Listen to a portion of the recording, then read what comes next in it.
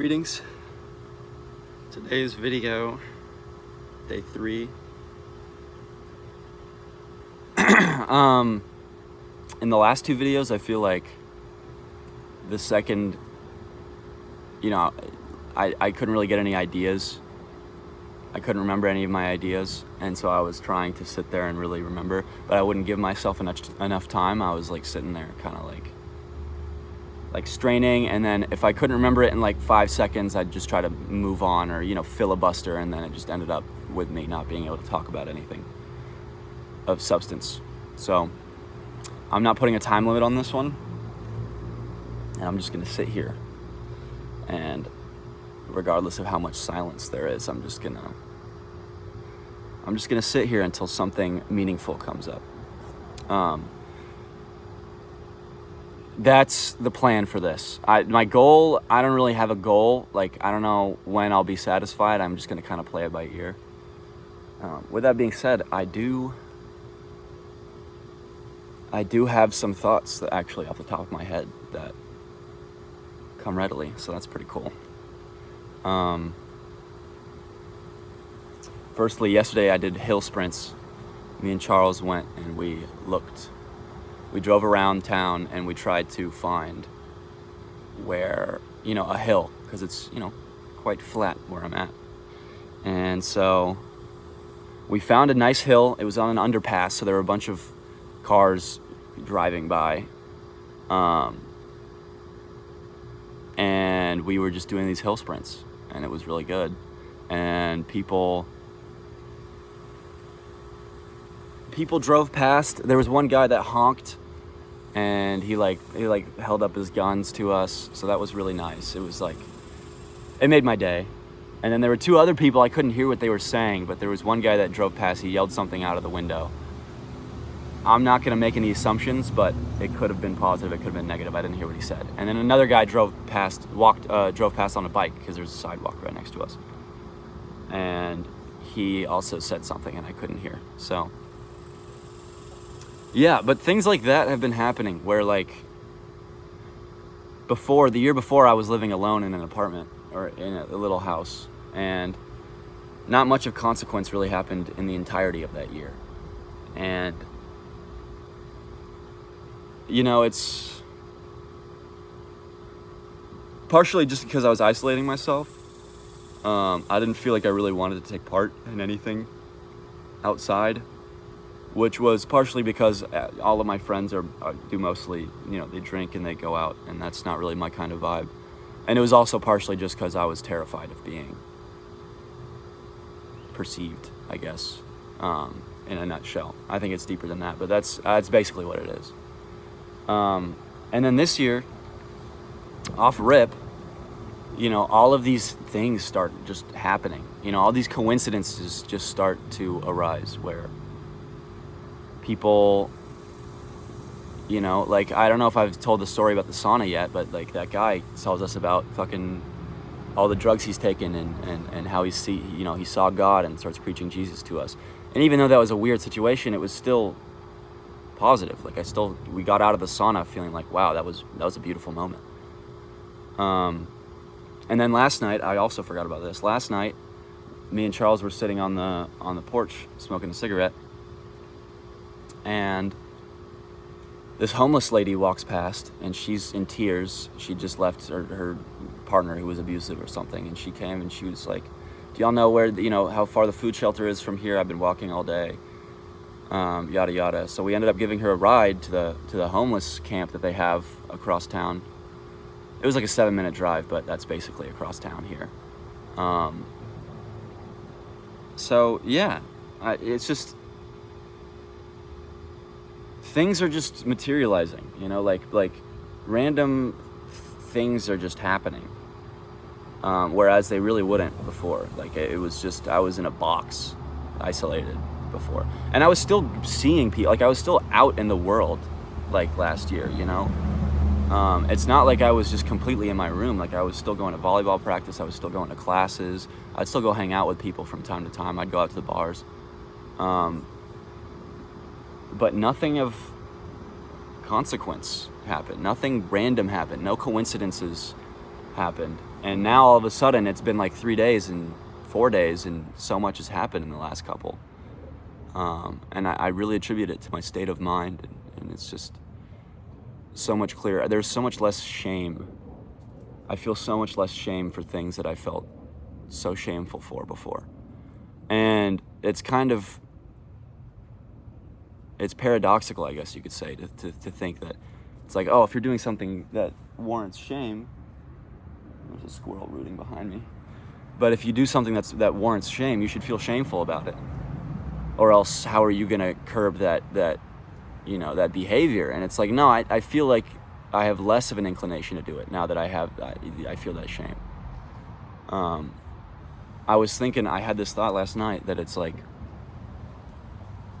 the only thing that really differentiates, a drug addict on the street, a homeless drug addict, who's like addicted to heroin or something, the only difference between somebody like that and a psychopath is that the drug addict on the street feels shame for his actions. And shame, guilt, anger, sadness, those are all limiting emotions. They trap you in this. Addiction is a loop, and without shame, without all of those negative emotions, the loop can't close. And so in the presence of those emotions, it creates a lot more potential for addiction. So a drug addict on the street is somebody who's riddled with those negative emotions. They feel shame for their addictions. They feel shame for the way they treated people in the past. Or they feel guilt. A psychopath doesn't. And because they don't have those negative limiting beliefs, they can go a lot farther in life. They can kill people. They can murder people. They can subvert, other people's free will. They can do all sorts of evil things and not feel shame for it. And because that lack of negative limiting emotion is there, they can still propel themselves forward in life. Whereas, a homeless drug addict on the street can't, because of those emotions. So all that to say, that is why I think that shame and guilt and all those negative emotions, I keep on saying shame, yeah, but you know what I mean. All of those emotions are not required in order to improve yourself. They might be for a while, just so you can understand. Like I've gone through a lot of that in the last 6 years. I'm gonna light a cigarette. Excuse me, guys.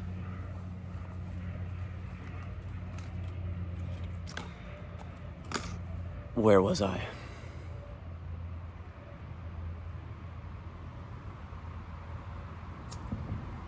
I have a very fleeting mind, by the way. But yeah, I think you get the gist on that. So.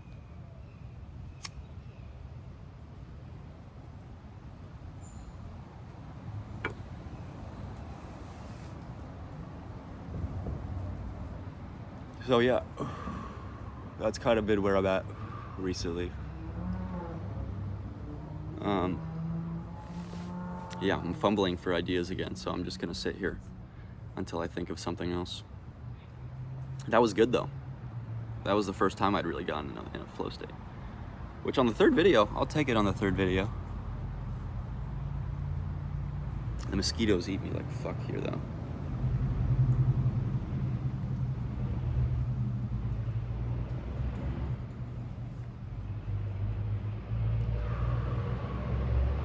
And another thing about that, without shame, without all those negative emotions,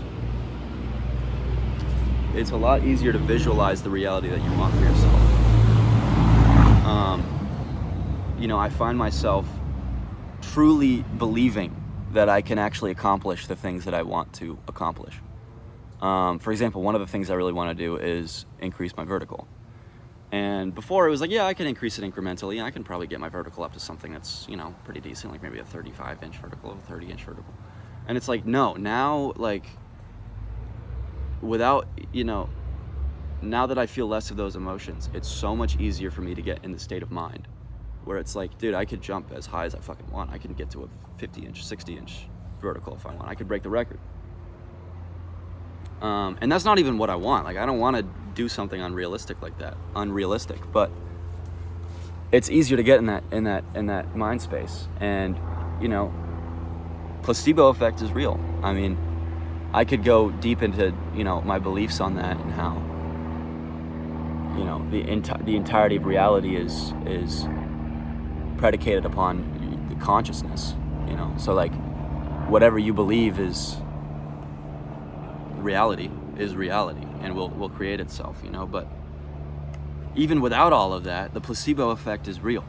You know, if your mind believes something, then your body starts to act accordingly, and it, you know, you can cure yourself of diseases, you can lower symptoms, you can increase strength, anything. So without those negative emotions there, it becomes a lot easier to truly believe at the bottom of your heart that you can accomplish things that, you know, otherwise you wouldn't truly believe in.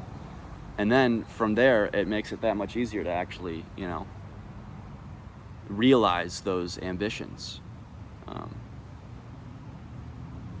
Yeah. And I'm not preaching, I'm just saying, you know, I'm giving my experience here. I haven't achieved the goals that I want to achieve yet, but I have so much more motivation to achieve them now. I have so much more belief that I can achieve them now. And you know, faith is part of it. You have to have faith that you can do stuff. Yeah.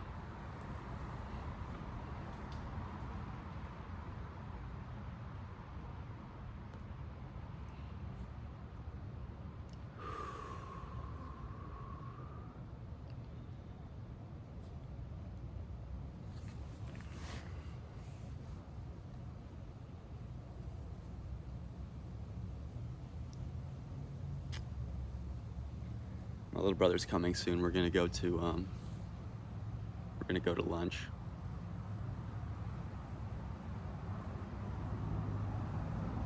Little brother would be something good to talk about, I guess, since nobody's watching this.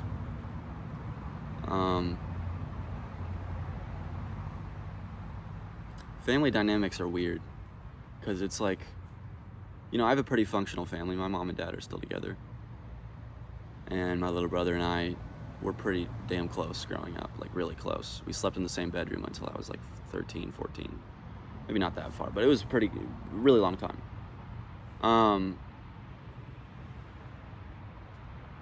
And even through all that closeness, it's still like you're putting a mask on around them. Like, I still find myself trying to play the role of like the mysterious, nonchalant, you know, cool older brother, even though that's not who I am, you know? That's not who I want to be. And that's not who I should be if I want to really give him the most sound advice, you know. He's going into college now, his first year, and I'm going into my 5th year, and, you know, he's walking in a lot of the same places that that I walked in 4 or 5 years ago. And, you know, there's so much advice that I'd love to give him. There's so many things that I could, you know I could help him just completely avoid. But it's hard for me to to take my mask off and to truly be genuine with him, which is, it's a weird feeling to have around family, because it's like, that's the people that you shouldn't have to have a mask around. But that's how it is. And the reason that I bring up that my family's, you know, pretty functional is because in a functional family, you'd think that would be the easiest place, the best place for you to not have a mask on around your family. But it's not. I mean, it's almost a universal issue, you know?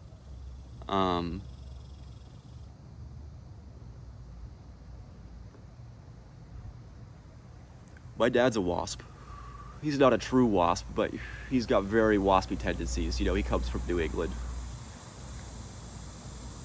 My mom's Syrian, which is of no consequence, but they together, you know, my dad has people over for dinner. Anytime he has guests, He's the king of that. He can put on, I get it from him, the ability to put on a mask and take it off at will. Not at will, you know, my battery dies. My social battery dies very quick if I'm around the wrong people. If I have to put a mask on, my social battery dies very quick. And he's the same way. You know, when he's not around people, he's got his routine. He does his work. He sits on his laptop. A lot of his work is on his laptop. And he can do that all day. Like, that's what he enjoys doing. And it's an isolated lifestyle, but it's a peaceful one for him. But the second that there are people around, he turns a switch, and he's able to just put on this facade of success and, ease and sociability, and, he's funny and he laughs, his laugh is believable, all the stuff that makes a good wasp. And that's kind of the dynamic that me and my little brother grew up around is, they'd have people over for dinner and everybody would put their masks on and we'd look like a great little family. And yeah, so that was kind of just how I was conditioned, that was my learned behavior was, that's life. That is friendship. That is community. Is this group of people that you all have this masquerade party with and you enjoy it. And it's not fun at all. I never enjoyed it when I was a little kid. They'd have me out at, their dinners every single time, and I was supposed to be the poster boy of their successes, I guess. They'd have me play piano for them too sometimes. It's an Arab thing too. I had a friend in middle school where my parents would come to their house because his dad was a neurosurgeon, so they had a really nice house. So we'd have dinner at theirs with some other families, and then me and Hamza was his name. We would, at the end, when everybody's sitting in the communal spot that's not the dining room, you have another area that you sit in that's, more chill. And there's a piano in it, and he played the qanun, which is an Arabic instrument. And we'd take turns. They'd bring us in and they'd have us play the piano and the qanun for him. And it was all like, look at what our kid can do, and look at where he's going and all this shit. So and then he ended up being really popular at YouTube, and his mom, wasn't preying on his downfall, but was trying to get him to go to college when he was making really good money at YouTube. So it just shows that, like, they're not really, part of it is fear that you're not going to be successful doing YouTube or whatever, doing your own path. But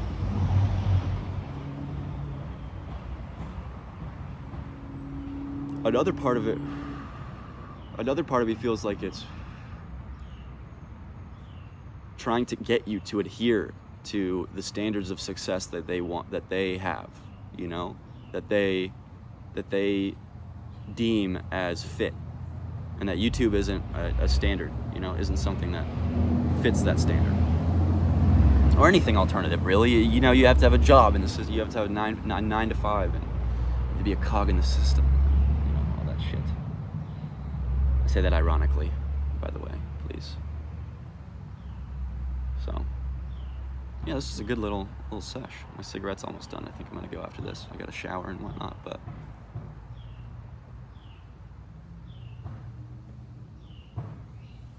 All in all, things are looking up. And I think in the next video, or in another video, I'll kind of go more into detail about what my state of mind was pre-Belize. I think this is how I'll dictate it. I'll say there's pre-Belize and there's post-Belize. Because my mind state really did change after, before and after that. Because I think it gives a good account of, I just think that it's important for me, these are the first few videos, and so when I look back on these ones, this is gonna be the point of reference. But the year before this, the 4 or 5 years before this were just as important in understanding where I'm at in this one. And obviously future me will understand that too. But I'll give future me some more insight into that, I guess. So yeah.